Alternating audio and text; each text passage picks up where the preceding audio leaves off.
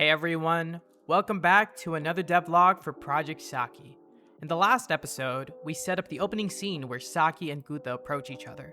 So in this episode, we will focus on building out more of our tutorial, starting with the dialogue.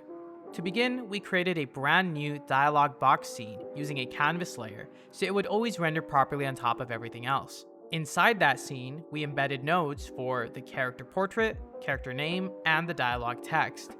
We tried to keep the layout simple and clean, with the character portrait appearing on the left and having the name and dialogue on the right. In our previous Unity version of the tutorial, we had a separate box in the dialogue for telling the player to press space to continue.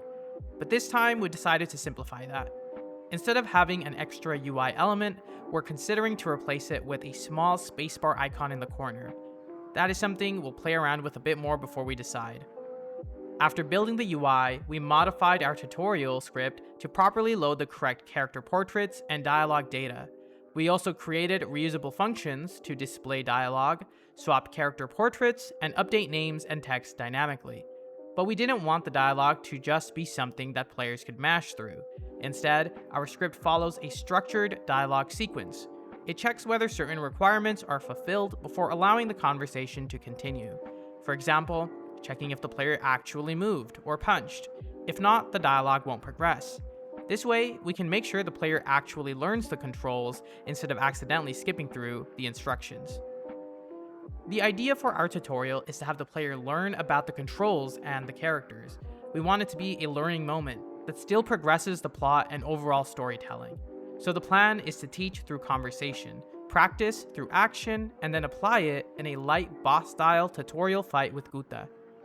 But before we commit to rebuilding the combat logic, there's something that we've been wanting to add for a long time. When we originally built this tutorial in Unity, the pacing felt slow and stiff. We had character movement and combat, but it didn't feel as fun or exciting as we had hoped. So before continuing with the combat systems, we decided to improve the flow a little by adding a brand new run animation for Saki. We brought it into Godot and set it up so that players could walk normally and run while holding shift. This adds energy to the movement and will give her the speed to dodge attacks during fights. However, we're still making a design decision about when running should be allowed.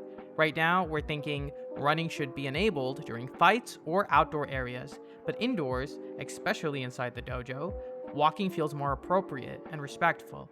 It fits the atmosphere and cultural tone of the game. With dialogue working and movement feeling much better, the next step is to implement combat collision, hit detection, and the sparring logic for the tutorial fight. If you enjoyed this devlog, make sure to like and subscribe, and follow us as we continue building Project Saki. You can also follow us on social media and Discord to engage with us about our game. We'll see you in the next one.